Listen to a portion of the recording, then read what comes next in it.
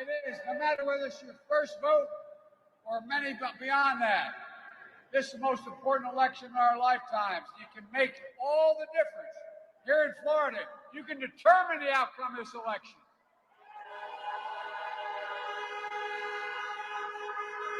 We win Florida, and it's all over. Look, choice is clear, and the stakes have never been higher. The stakes in this election remind me of something my dad used to say. He'd say, Joey, a job's about a lot more than a paycheck. It's about your dignity. It's about your place in your community. It's about your being able to look your kid in the eye and say, honey, everything's going to be okay, and mean it. How many people can look their kids in the eye and say that today, it's going to be okay, and mean it? That's the lesson I've never forgotten. That's why I grew up surrounded by hard-working folks in Scranton, Pennsylvania, and Claymont, Delaware. But, folks, these times are hard. These times are hard. Unemployment is way up due to the pandemic. The economic outlook for the next year remains uncertain.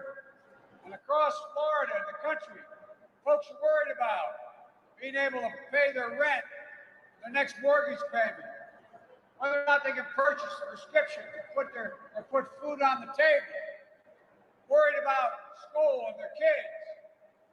They see the people at the top doing better and better during this crisis and wondering who's looking out for me. Folks, that's Donald Trump's presidency. 115,000 dead from COVID-19. And experts say unless we change rapidly, and it shows no indication he's willing to change and do the proper thing, we could lose another 200,000 lives in the next few months. All because this president is only worried about the stock market, didn't want to scare anybody. He refused to follow science. It's established, it's estimated that if in fact we all wore masks between now and January, we could save 100,000 lives over the next few months.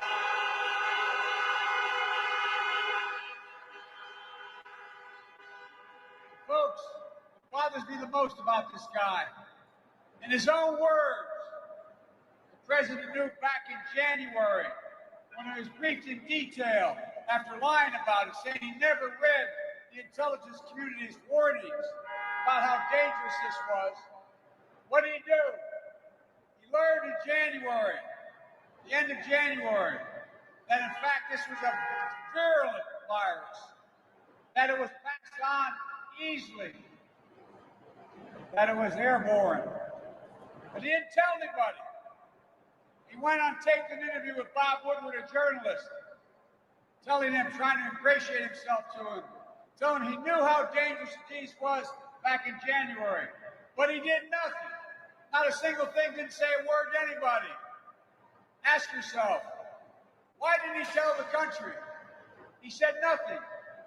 But he told Woodward, when Woodward asked him why he didn't say anything, he said, I didn't want to panic the American people. The American people do not panic. Donald Trump panicked.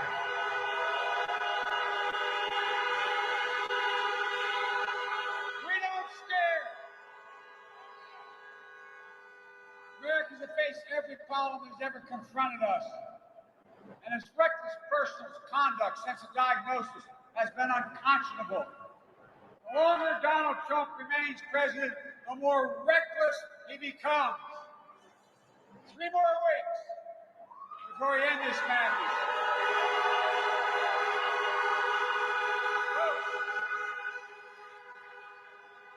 The most respected doctor in the country on this issue is Dr. Fauci. He referred to the president's announcement of the Supreme Court with a political event in the Rose Garden or in the backyard of the White House. He called it a super spreading event.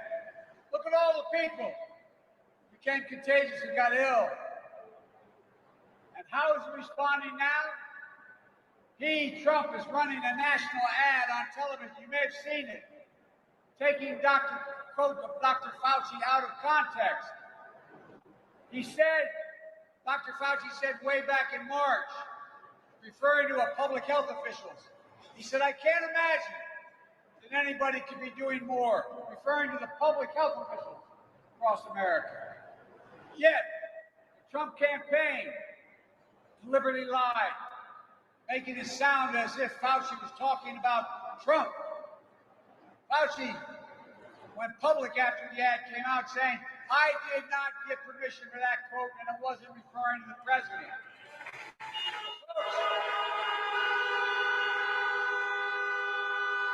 Here's the real point about the lack of ethics. Even after Fauci said he didn't say that about Trump, the Trump campaign said they'll continue to use the ad knowing it was a lie.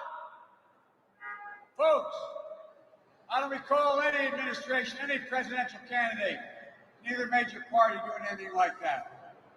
That behavior is no surprise, though. After all, this is the same man who looks at Americans who put their lives on the line for our nation and calls them losers and suckers.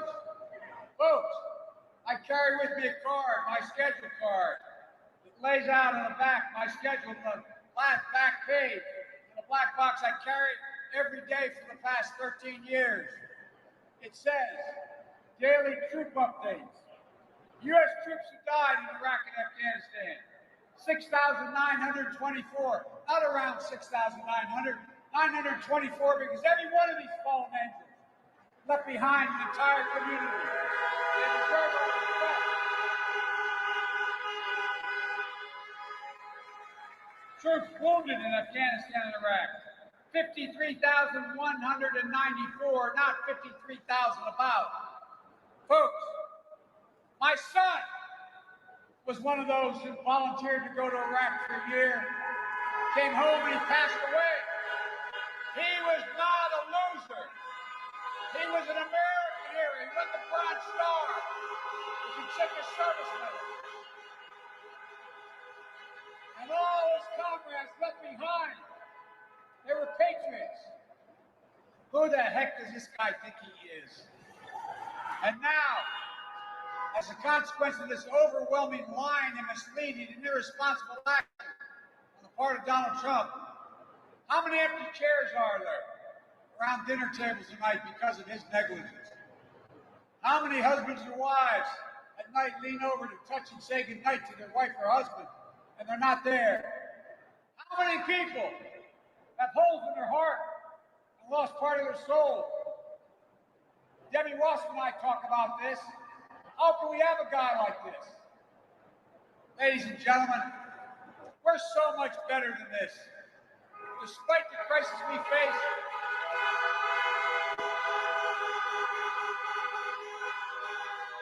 we have an enormous opportunity to build this country back better. We're the only nation in the world. With every crisis we've run into, we've ended up better off coming out of it than we were before we went in. That's because America, there's no quit in America. None.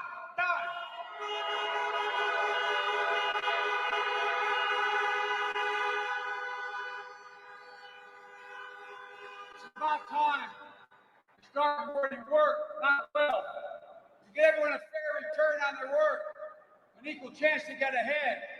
For example, for communities of color in South Florida and all across this country, the question is, how do we break the cycle where in good times you lag behind and in bad times you get hit first and the hardest, and recovery comes, you're the last ones to bounce back?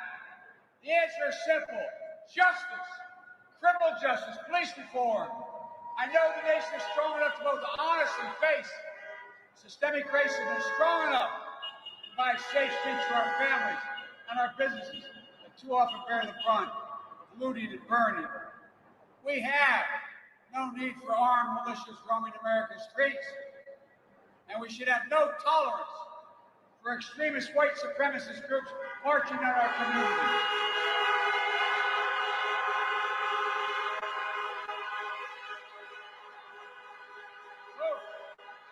Enough. I say we should trust American law enforcement authorities to do their job as I do. Let them do their job without extremists and vigilantes.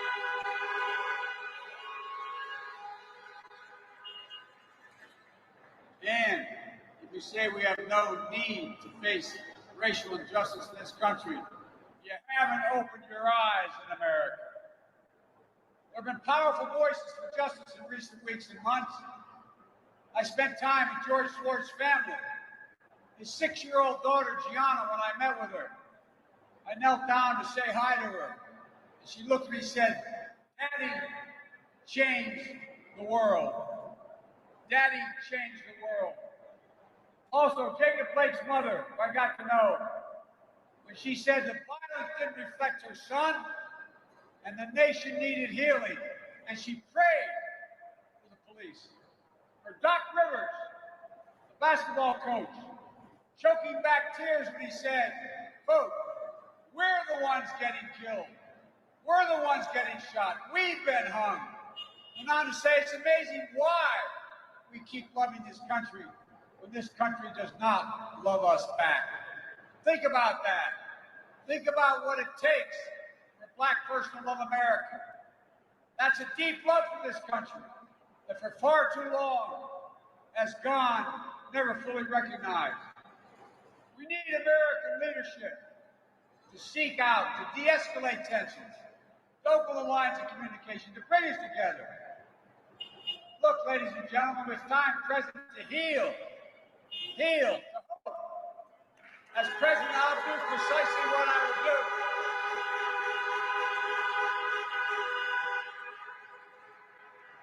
It's also about jobs, good paying jobs, financial stability, families of color building wealth and passing it down. That's how we deliver equality and equity. For example, more and more women are dropping out of the workforce in this recession, whether in the city or out in the suburbs. We have a plan to deal with this pandemic responsibly, tracing, testing, masking, not politicizing race or vaccine. Look, we have to get vaccines, not politicize it. We have to plan for safe and equitable distribution. We have to provide what, as of today, is not happening, funding for protective equipment, PPE, and other resources for hospital and frontline workers, so the schools can reopen safely. We've got to ease the caregiving crisis that so many families experience. A squeeze of raising your kids and caring for an aging loved one. You've got to protect your health care. In the middle of this pandemic, why do the Republicans have time to hold a hearing to pack the court instead of providing significant economic relief in need for localities?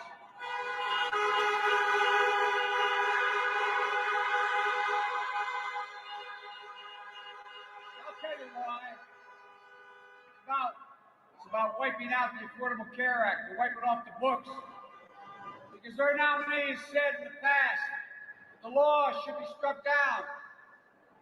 That will take away health care from 20 million Americans, take protections away from pre-existing conditions for over 100 million people. And by the way, kids won't be able to stay in their parents' health insurance until they're 26. Complications of COVID-19 like lung scarring, heart damage, will become the next pre-existing condition. We'll toss out the coverage for so many children. It will take us backwards. So when insurance companies will charge a woman, many of you remember this, will charge a woman more for her health care than a man just because she's a woman for the same procedure. Folks, we can do so much better than this. Together, we'll build on the Affordable Care Act.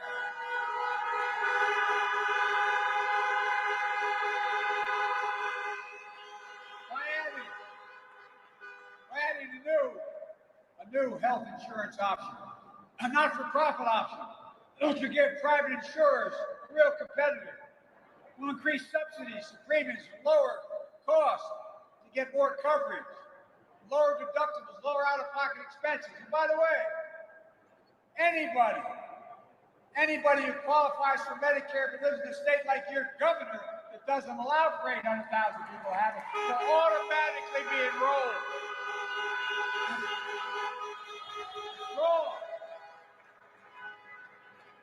We can only do this if we come together as a country. Last week, I went to Gettysburg, the battlefield of Pennsylvania. Abraham Lincoln, to make a point, we're in trouble. Abraham Lincoln said there, "A house divided cannot stand." Today, trust is heavy, hope is elusive. Instead of healing, we're being ripped apart. And I refuse to let that happen.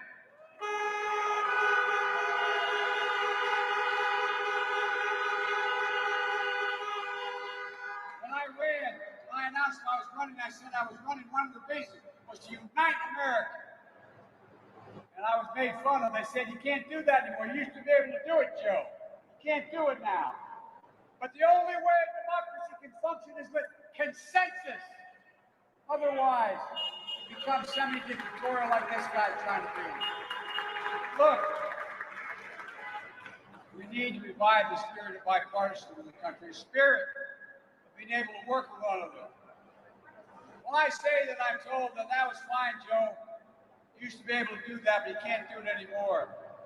Well, I'm here to tell you we can, we must, and we're going to get it done.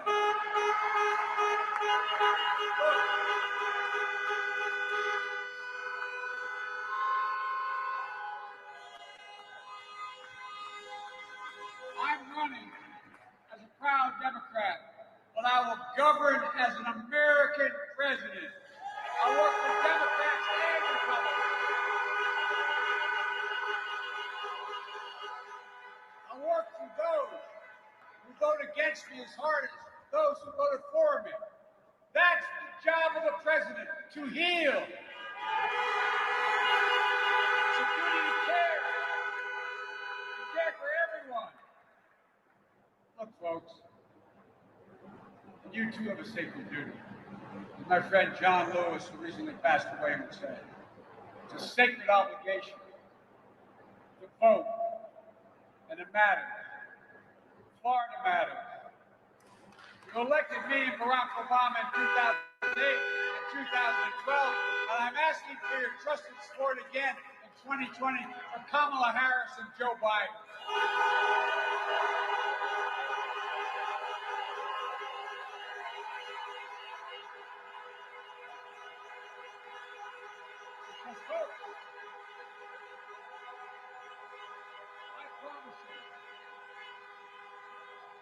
I promise you, we will always have your back. I promise you, I give you my word. So please, vote and help us get out the vote. As we mentioned before, if you go to iwillvote.com/FL, you can still request your vote by mail ballot. And do it as soon as you can. If you have already haven't already mailed yours, if you have one, mail it. Drop it in a box today, Dropbox today. You can also vote in person, starting October 19th here in Broward County, where this election will be determined.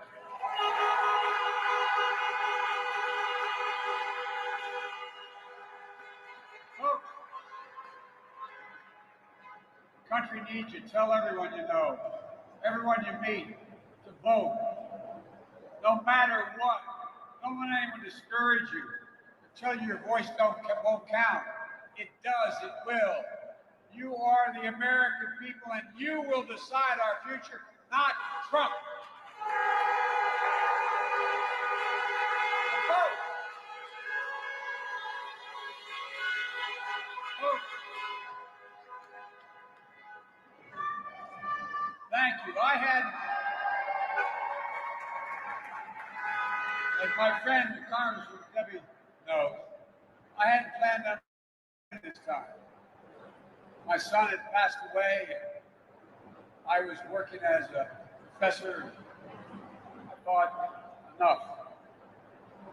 But then, when I saw those people coming out of the fields in Charlottesville, my word, carrying torches, close your eyes, remember what you saw.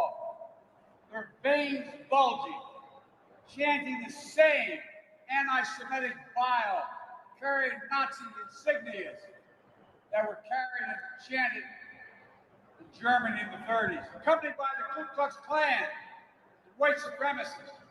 David Duke, the Grand Kleagle, saying, "This is why we elected him." And then a young woman protesting was killed.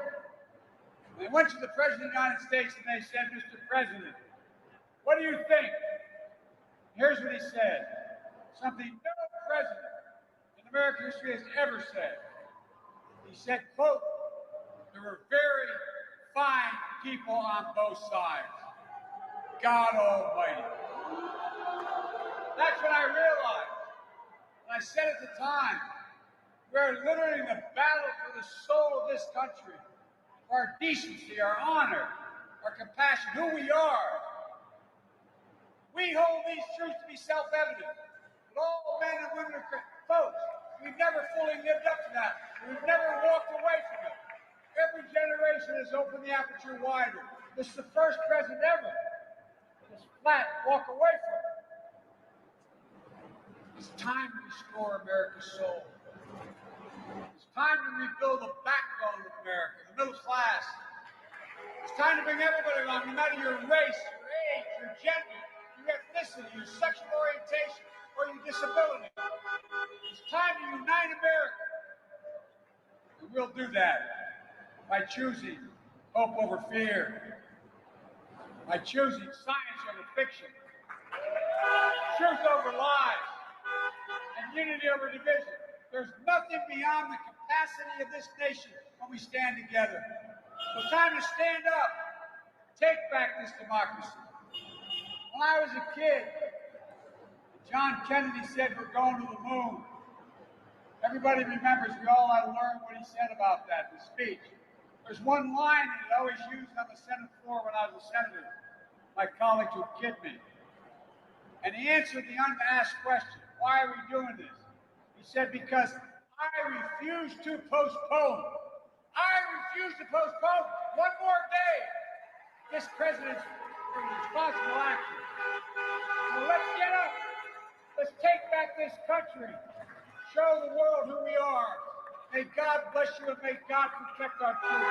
Thank you.